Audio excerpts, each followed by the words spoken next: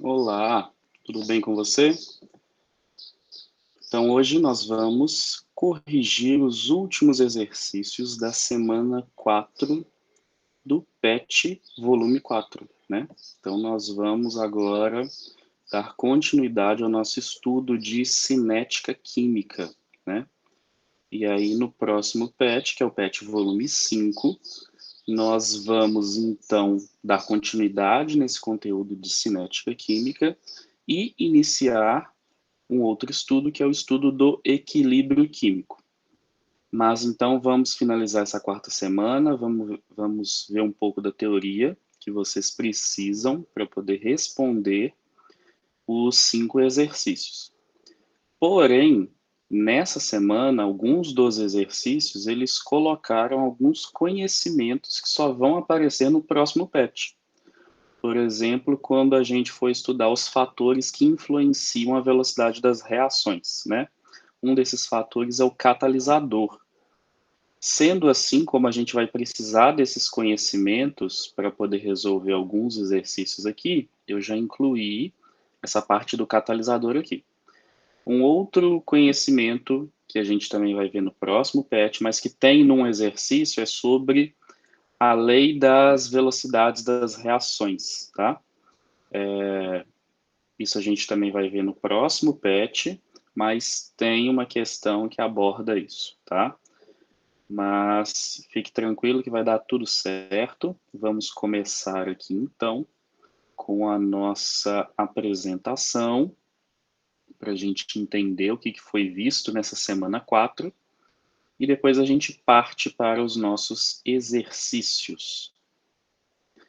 Então, dando continuidade ao nosso estudo de cinética, agora a gente vai entrar na parte da teoria das colisões. O que seria essa teoria?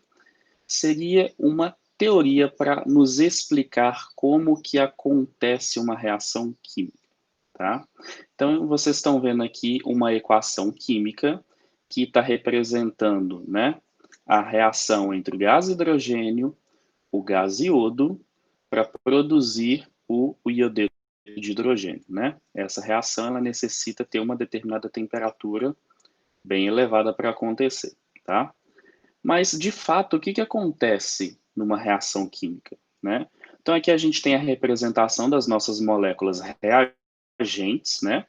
O H2 e o I2, né?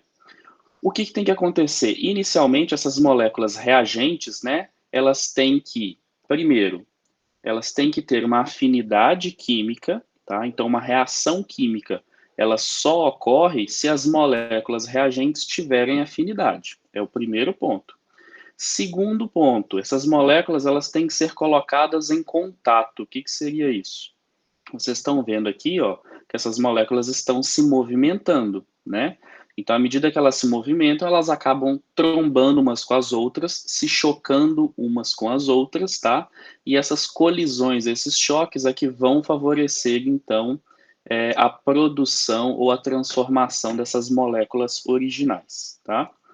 Além disso, né, a gente vai precisar também que essas moléculas, ao se chocarem, elas não se choquem de qualquer forma.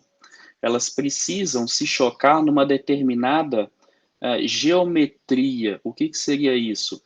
Elas têm que se chocar de uma forma adequada para que as ligações químicas que existem entre os átomos das moléculas originais sejam enfraquecidas, para que novas ligações químicas comecem a ser formadas, para então assim a gente formar o nosso produto, tá?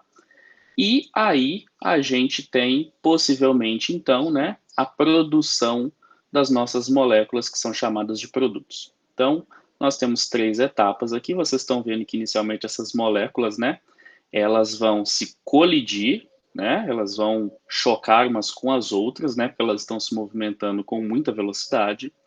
Ao se chocarem, né, vai acontecer o que eu falei. As ligações químicas existentes entre as moléculas reagentes são enfraquecidas e novas ligações químicas começam a se formar, né? Aí tem aquela questão da reorganização dos átomos, né, que a gente aprende lá nas leis ponderais.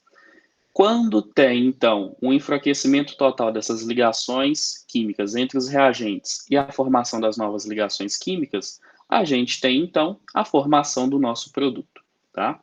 Então, basicamente, é isso que a teoria das colisões ela trata. Então, nós precisamos, né, para que uma reação aconteça, né, de uma frequência dos choques entre as moléculas, que essas moléculas elas não vão colidir apenas uma vez, elas vão colidir várias e várias vezes. Quanto maior for o número de choques existentes entre essas moléculas, maior será a probabilidade da gente formar, então, o nosso produto, né? E aí, por isso que eu falei que vai depender muito de como que essas moléculas são colocadas em contato, tá? Porque nós temos os diferentes estados de agregação, sólido, líquido, gasoso. Ou também a gente pode ter substâncias dissolvidas em água, quando a gente fala que elas estão aquosas, né? Dependendo de como está o estado de agregação dessas moléculas, dessas substâncias, né? Pode ser mais fácil de uma reação química acontecer ou não, tá? Então, esses choques podem ser favorecidos ou não, dependendo do estado em que essas moléculas ou que esses reagentes se encontram. Nós vamos depender também da energia com que esses choques acontecem, ou seja, a violência com que eles acontecem. Quanto mais energia uma molécula tem, mais rápido ela se movimenta. Então, se ela mais rápido se movimentar, quando ela se chocar com outra molécula reagente, o choque vai acontecer de forma violenta, né? E aí esse choque, né, com uma alta velocidade, vai promover mais facilmente aquele enfraquecimento das ligações químicas entre os reagentes e formação das ligações químicas entre os produtos. Nós temos aqui também que a teoria das colisões ela depende de uma orientação apropriada das moléculas no instante do choque, que é aquela questão da geometria que eu falei com vocês. A gente pode ter as moléculas chocando entre elas várias e várias vezes. A gente pode ter moléculas se movimentando muito rapidamente, porque elas têm muita energia, e esses choques sendo muito violentos, mas a reação química ela só vai acontecer se nós tivermos uma colisão com uma orientação apropriada, com uma geometria apropriada, tá? Que vai favorecer, então, a quebra das ligações químicas e formação de novas ligações. Então, por exemplo, aqui, ó, se a gente volta, se essas moléculas aqui não tivessem chocado com essa geometria, com essa orientação apropriada, né? Possivelmente a reação não teria acontecido. Se as moléculas tivessem só dado um esbarrão entre elas, né, mesmo elas tendo choques frequentes entre elas e elas tendo bastante energia, a reação também não acontece. Então a gente tem que prestar atenção nessas características para que uma reação química possa acontecer. Agora, o que acontece nesse estágio que eu falei que as ligações são enfraquecidas e outras ligações são formadas? Então, a gente vai trabalhar aqui com o que a gente chama de complexo ativado. O que seria isso? Então, nós vamos voltar um pouquinho naquela imagem anterior, né? Onde a gente tem as nossas moléculas reagentes, elas têm afinidade entre elas estão se movimentando com uma velocidade alta, né? Isso em decorrência de terem uma quantidade de energia grande, né? E olha só, elas vão se chocar com uma boa orientação, com uma geometria adequada. Então, o choque possivelmente será eficaz. Esse choque sendo eficaz, vai acontecer o seguinte: a gente vai chegar, né, a um estágio intermediário que nós chamamos de complexo ativado. O que seria o complexo ativado? O complexo ativado é exatamente aquela situação que eu disse em que as ligações químicas entre os átomos das moléculas reagentes estão sendo enfraquecidas e novas ligações químicas estão sendo formadas. Então, este estado de transição, esse estágio intermediário, é o que é caracterizado pelo complexo ativado. Ao se formar esse estágio intermediário, esse complexo ativado, quer dizer que nós vamos ter a produção, né, das moléculas que são os produtos? Não necessariamente. Como aqui é um estágio intermediário, mesmo eu formando esse complexo ativado, pode ser que a reação química prossiga para formar os produtos ou não continue, ela volte, tá? Então, formar complexo ativado, atingir o estado de transição, não necessariamente garante a produção ou a formação dos nossos produtos, ok?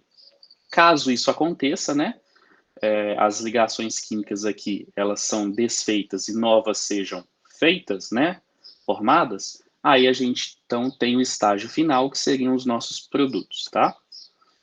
Graficamente, como é que a gente representa isso tudo que eu falei? Então, a gente tem aqui neste eixo, o eixo da energia, nesse eixo, o caminho da reação, né? Todas aquelas etapas acontecendo ali. Então, inicialmente, a gente tem o nível de energia dos nossos reagentes, né? Aqui a gente tem as moléculas reagentes. Essas moléculas foram colocadas em contato, elas estão chocando umas com as outras, e à medida que elas começam a chocar umas com as outras, gente, elas vão ganhando energia. E olha o que acontece com o nível de energia dos reagentes. Começa a subir. Sobe, sobe, sobe, sobe, sobe, sobe, até chegar neste ponto B aqui, ó. Neste ponto B, que está em cima desse morrinho aqui, ó, em cima dessa elevação que a gente teve aqui no nosso gráfico, né, é que as nossas moléculas terão a quantidade mínima de energia para que a reação possa acontecer. A reação só acontece quando as moléculas chegarem nesse nível aqui, ok? Então, antes a reação não acontecia, por quê? As moléculas tinham uma quantidade de energia, mas não era a energia necessária para a reação começar a acontecer. Então, para isso, elas têm que começar a ganhar energia por meio de choques, por exemplo, né? Ou outros fatores que vocês vão ver depois, para elevar o nível de energia delas. Essa quantidade de energia que as nossas moléculas devem possuir para que a reação aconteça, ela equivale a este ponto B, que é aqui em cima desse morrinho, até o nível de energia dos nossos reagentes, o nível original. Quando a gente mede, né, o valor numérico dessa distância, a gente vai ter um valor em energia que vai corresponder ao que a gente chama de energia de ativação. Então, uma reação para acontecer, ela precisa que as nossas moléculas reagentes ganhem energia suficiente, que será correspondente ao complexo ativado. Ela tem que ganhar, no mínimo, aquela quantidade de energia ou mais, para que a reação possa acontecer. Ao ganhar essa quantidade mínima de energia, né, que corresponde ao complexo ativado, aí, né, quando as nossas moléculas tiverem um choque efetivo, né, é que nós vamos ter a formação daquele estágio intermediário, aquele estado de transição que nós chamamos de complexo ativado, né? E aqui que eu disse para vocês, aqui ao formar o complexo ativado, pode ser que a gente tenha a formação do produto ou não, ok? Se tudo transcorrer de forma esperada, né, esse complexo ativado, que é um estado intermediário, né, ele vai resultar na formação das nossas moléculas, que são os produtos, ok? Então, a gente tem a explicação aqui no gráfico. Quero que vocês prestem atenção no seguinte, gente. Aqui nós temos o nível de energia dos reagentes, que é o patamar A. Aqui nós temos o nível de energia dos nossos produtos, que é referente a esse patamar C. Quando a gente faz a variação da energia dos produtos menos a energia dos reagentes, nós vamos ter o que a gente viu lá no PET anterior, que é o cálculo de ΔH, tá?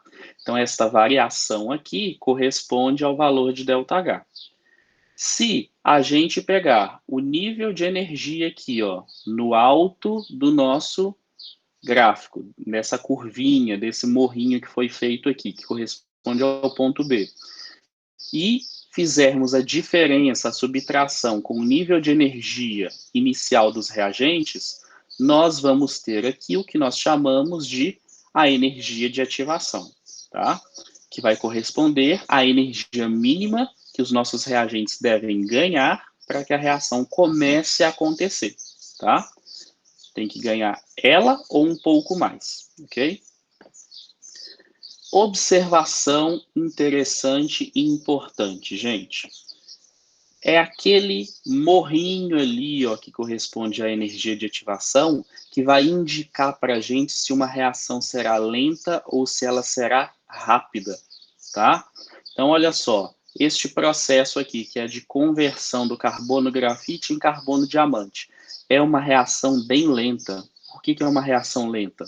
Porque os nossos reagentes, que é o carbono grafite, eles têm que ganhar muita energia para poder chegar no nível mínimo de energia para se formar o estado de transição, que é o complexo ativado. Então, olha só, se a gente fizer o cálculo, na verdade, olha só, esse gráfico aqui, ele tem um erro aqui, ó, tá? Se a gente está saindo de carbono grafite para carbono diamante, né? O cálculo aqui, olha só, para vocês verem também que livro didático tem erro, olha só. Teria que ser até aqui, ó. Se o meu reagente é o carbono grafite, igual estava no exemplo do livro, o cálculo para saber a energia de ativação é sair daqui, eu vejo quanto que corresponde ao nível de energia aqui, subtraio ao nível correspondente aqui do carbono grafite, tá? De qualquer forma, se a gente considerar tanto a conversão de grafite em diamante ou o contrário, este morrinho aqui, ó, que corresponde à energia de ativação, será grande do mesmo jeito, será muito elevado. Quanto maior for essa distância ali, gente, quer dizer que a nossa reação será lenta ou muito lenta, porque a energia de ativação é muito elevada. Os reagentes têm que ganhar muita energia para que a reação possa acontecer. Olha o exemplo de baixo, que é a produção ou a equação que representa a formação da água. Aqui a gente tem as nossas moléculas reagentes, aqui a gente tem o nosso produto, e olha o tamanho do morrinho que vai corresponder à energia de ativação. Bem menor que o exemplo anterior, né? Então, se a gente pega o valor daqui de cima, subtrai com o nível de energia dos nossos reagentes, a gente vai achar um valor de energia de ativação muito menor comparado a esse exemplo aqui acima. Sendo assim, a nossa reação será rápida ou muito rápida. Porque, para que a reação aconteça, a gente tem uma baixa energia de ativação. Então, gente, isso acaba explicando para a gente também por que determinadas substâncias que estão em contato e que têm determinada afinidade não reagem, tá? Então, por exemplo, o papel que você usa para escrever, ele é feito de celulose. A celulose, ela é formada pela união de vários carboidratos mais simples, tá? E os carboidratos, quando estão em contato com o oxigênio, eles reagem, tá? Mas por que naturalmente, então, o nosso papel aqui, ele não reage com o gás oxigênio que está aqui no ar que a gente respira? Porque essas moléculas, para poderem reagir, precisam de quê? Ganhar uma quantidade de energia adequada, que vai corresponder à energia de ativação, para que a reação possa acontecer ou possa começar a acontecer, tá? Em compensação, outras reações acontecem praticamente espontaneamente ou então com pouco estímulo, vamos dizer assim, né? Porque elas precisam de bem pouquinha energia de ativação para que a reação se inicie. Para a gente fechar, vamos falar então do catalisador, o que é isso, né?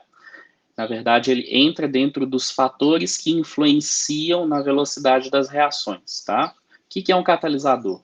É uma substância que aumenta a velocidade de uma reação química sem ser efetivamente consumida no processo, tá? O que é isso, gente? A gente tem uma reação química do nosso interesse. Se é uma reação que acontece de forma lenta ou ela acontece numa determinada velocidade, mas o transcorrer dela não nos interessa naquela velocidade, a gente quer que ela aconteça mais rápido ainda, a gente pode adicionar uma substância que nós chamamos de catalisador. Ela é adicionada no meio reacional, tá? E aí o que esse catalisador vai fazer, gente? Ele vai fazer com que essa reação química ela aconteça por um caminho diferente do original. E esse caminho diferente do original vai chegar numa situação que os produtos serão formados de forma mais rápida do que na reação sem a presença do catalisador, tá? Então, a reação com ou sem catalisador, ela vai ter os mesmos reagentes e ela vai ter os mesmos produtos, tá? Sem o catalisador, a reação acontece por um determinado caminho. Esse caminho, né, ele vai ter uma energia de ativação mais elevada, tá? Neste caminho, lá em cima do morrinho, né, que é quando essas moléculas reagentes terão a energia suficiente para que a reação inicie, vai ter a formação de um determinado complexo ativado, tá? E esse complexo ativado pode levar à formação do produto. Com o catalisador, como eu disse, os reagentes, os produtos são os mesmos, mas o catalisador vai fazer com que esses reagentes, né, formem o produto por uma rota ou um caminho diferente. Por ser uma rota ou um caminho diferente, o complexo ativado que vai ser produzido, né, nessa rota diferente, também será diferente do anterior, tá? Mas ele leva à produção ou formação do mesmo produto. E por que que o catalisador faz com que a reação aconteça mais rápido? Porque ele abaixa a energia de ativação da reação. Ou seja, aquelas moléculas reagentes vão necessitar de menos energia para que elas atinjam, então, o estágio intermediário, o estado de transição ou o estado do complexo ativado e, consequentemente, formar o produto. Como que a gente tem isso graficamente? Olha só, a gente tem aqui, ó, nível de energia dos reagentes, nível de energia dos produtos. Reagente, produto para reação com ou sem catalisador é o mesmo, tá? Essa curva aqui de cima, ela corresponde à reação química ou ao processo sem o catalisador. Percebam que aqui, ó, se a gente for medir, aqui é o nível de energia dos reagentes.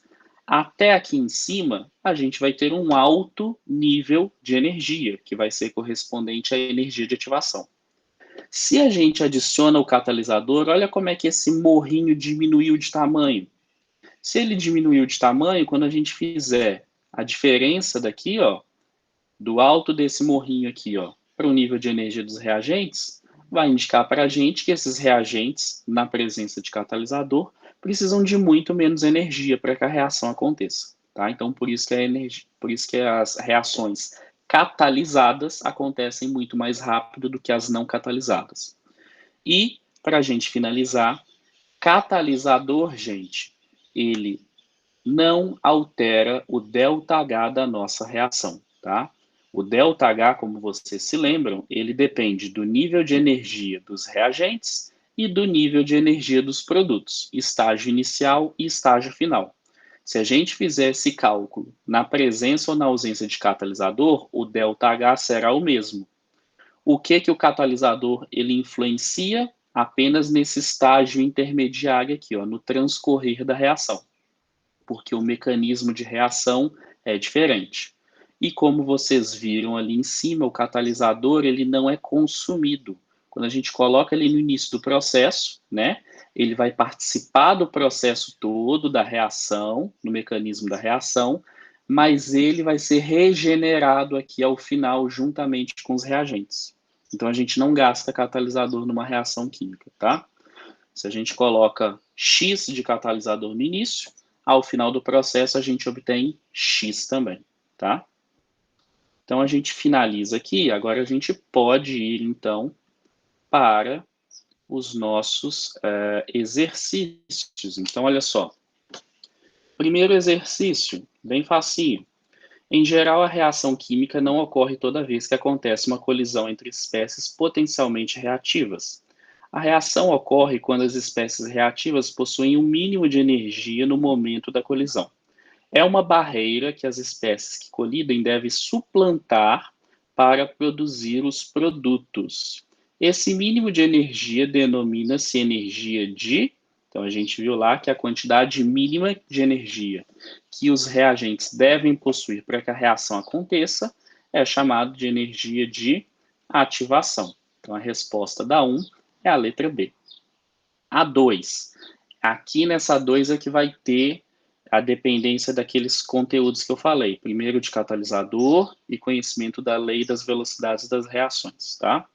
Então, aqui a gente tem algumas afirmativas, a gente quer saber quais são corretas e a gente tem que dar, ao final, a soma, né, das alternativas corretas. Então, olha só. Um catalisador altera o mecanismo, correto. O mecanismo seria o que eu chamei de caminho, tá? O mecanismo, a velocidade, sim, e a variação de entalpia de uma reação. O catalisador não altera o ΔH, que é a variação de entalpia da reação. Então, essa daqui, ó, está errada. 2. A velocidade de uma reação é diretamente proporcional ao produto das concentrações dos reagentes, ou seja, a multiplicação das concentrações dos reagentes em mol por litro, elevadas a potências determinadas experimentalmente. Isso daqui está certo e é o que vocês vão ver quando a gente estiver na semana que vai estudar a lei da velocidade das reações, tá? Vocês vão ver lá que esta frase aqui está correta. 4. Uma vez começada, todas as reações são rápidas. Não necessariamente. Mesmo começando uma reação, algumas podem ser rápidas, outras nem tanto. Então, essa 4 está errada. 8. Para haver reação entre moléculas reativas entre si, é necessário que haja colisão entre elas, sim, que tenham energia igual ou superior à energia de ativação, correto, e que a orientação dessas moléculas no instante da colisão seja favorável à formação do complexo ativado. Correto também. Então, as moléculas elas têm que ter afinidade, elas têm que colidir umas com as outras, têm que estar em contato, né? E elas têm que ter, no mínimo, ou um pouco mais de energia correspondente à energia de ativação. Além disso, né, elas têm que ter uma colisão, né, que favoreça, né, a formação do complexo ativado. Correto também. 16. Nas reações químicas, o número total de colisões entre as moléculas dos reagentes é muito maior que o número de colisões que resultam em reações. Correto também. Se a gente for analisar desde o início do processo, gente, as moléculas elas vão ter mais choques entre elas que não resultam na formação de produto do que propriamente os choques que vão resultar na formação desses produtos. Então, é normal que a gente tenha mais choques entre os reagentes que não gerem produto, tá? Do que os choques que originalmente vão levar à formação desse produto. Correto. As reações elementares, gente, são reações que acontecem em uma única etapa. Também vocês vão ver quando estiver falando do estudo da lei das velocidades das reações. Ocorrem numa dupla colisão entre duas moléculas, bimolecular, ou numa tripla colisão entre três moléculas, trimolecular. Isso aqui está relacionando com a questão do número de participantes da reação, mas está incorreto, tá, gente? Essa daqui não está certa. Então, nós vamos somar aqui, ó, 2 com 8 mais 16. Então, nós vamos ter a soma de 26, ok? Próxima. Dados os gráficos abaixo que representam a energia de ativação em função do caminho da reação, então nós temos 3 gráficos, 1, 2 e 3, a sequência que indica a ordem decrescente de velocidade das reações representadas é, então a gente vai querer da que tem maior velocidade para a que tem menor velocidade. Então, como é que a gente analisa isso? Aqui são os nossos reagentes. né? O que a gente precisa dos reagentes? O nível de energia desses reagentes, e a gente vai ver essa distância aqui, ó. Essa distância aqui, ó, é a energia de ativação.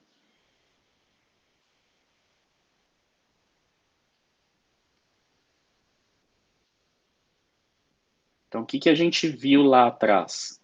Quanto menor é essa distância, mais rápida é a reação. Então, vocês estão vendo que este daqui, ó, é a que tem menor energia de ativação. Então, essa daqui é a reação mais rápida. Esta daqui é a que tem a maior energia de ativação. Então, ela é a mais lenta. Ok? Então, o que a gente quer? Ordem decrescente da velocidade das reações. Da mais rápida para a mais lenta. Então, a mais rápida é a 2. Então, a velocidade dela é maior que essa, que está no estágio intermediário, que é maior que a velocidade dessa daqui, que é a mais lenta de todas. Ok? Então, a sequência é 2, 1 e 3. Aqui pode parecer que está errado, gente, mas esse 5 que está aqui, na verdade, quer dizer velocidade. É porque esses valores aqui, ó, tinham que estar pequenininhos, subscritos, tá? Então, se a gente considerar esse V como velocidade, vai ser V da equação 2, ou da imagem 2, V da imagem 1, V da imagem 3, né? Então, considerando deste jeito, a gente vai marcar a letra B, tá? Velocidade do processo 2 é maior que a velocidade do processo 1, que é maior que a velocidade do processo 3. 4. Considere o diagrama de energia de uma reação representado abaixo. Então, eixo da energia, eixo do caminho da reação, nível de energia dos reagentes, nível de energia dos produtos. Vocês estão vendo essa seta aqui, ó, que mede a diferença de reagentes por produto? Isso daqui corresponde ao ΔH, ok? E aí, o que acontece aqui, ó? Se nós medíssemos aqui, vou fazer uns pontilhados aqui para frente, se a gente medir, vou mudar a cor aqui, porque senão vai ficar a mesma coisa. Se a gente medir daqui até aqui, a gente vai ter uma energia de ativação. Se a gente medir daqui até aqui, ó,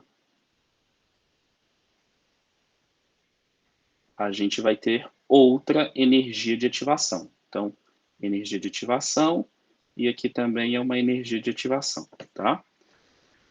Quando tem, gente, duas curvas no mesmo gráfico, está representando que o processo, um deles é com catalisador e o outro é sem, tá?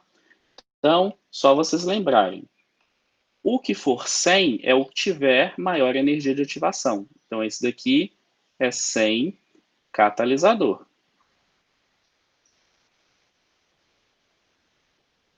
Esse daqui, ó, não vai dar para eu escrever aqui, senão vai ficar muito confuso. Vou puxar aqui para baixo, ó. Ele, como é o menor de todos, ele tem catalisador.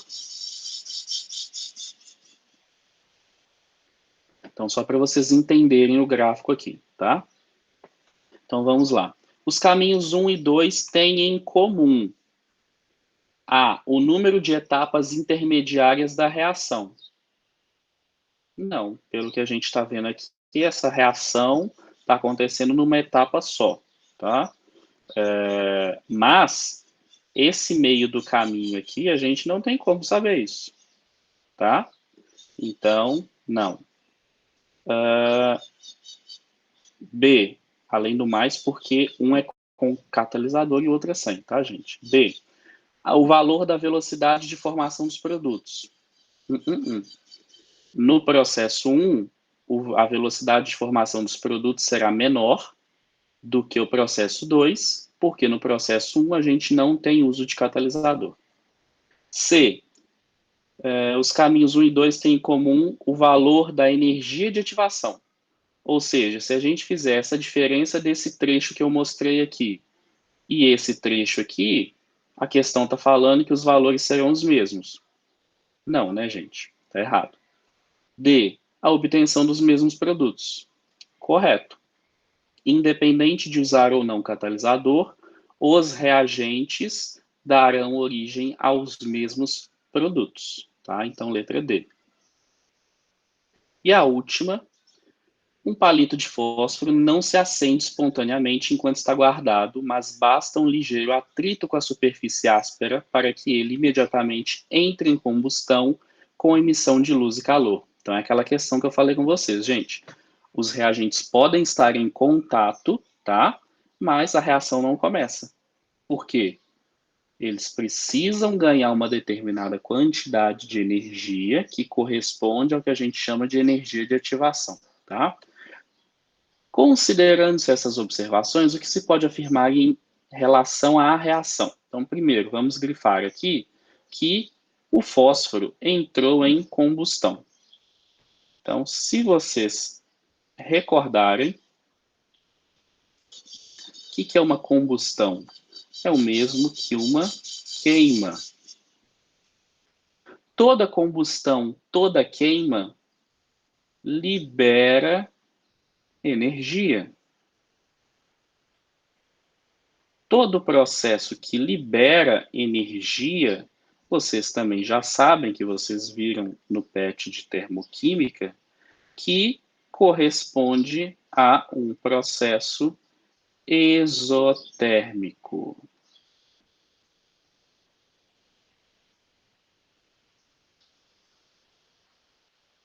Então, a reação que aconteceu é uma reação exotérmica. Sendo assim, a gente já elimina a letra A e a letra B. Então, vamos ver a letra C e D. É exotérmica, ok. E está falando que a reação tem energia de ativação maior que a energia fornecida pelo atrito. Se a energia de ativação for maior do que a que o atrito forneceu, a reação não teria começado, a combustão não teria acontecido. Vamos ler a letra D. É exotérmica e tem energia de ativação menor que a energia fornecida pelo palito. Correto. Lembrem que para a reação iniciar, a gente tem que fornecer aos reagentes uma energia igual ou maior que a da energia de ativação. Então, aí a gente vai ter essa situação aqui, ó, que a energia de ativação tem uma energia menor que a energia que foi fornecida, tá? Então, a 5 é a letra D. Assim, nós terminamos, então, a nossa correção do PET volume 4, tá? E aí, agora, nesse mês de outubro, a gente vai trabalhar com o PET volume 5, que a gente vai continuar o trabalho com cinética química e vamos dar início, então, ao trabalho com equilíbrio químico, tá? Então, agradeço a presença de vocês aqui, tá? Continuem prestigiando o blog e o canal no YouTube para vocês acompanharem a correção dos exercícios de Biologia, Química e Física das 3 séries, ok? Obrigado e até a próxima.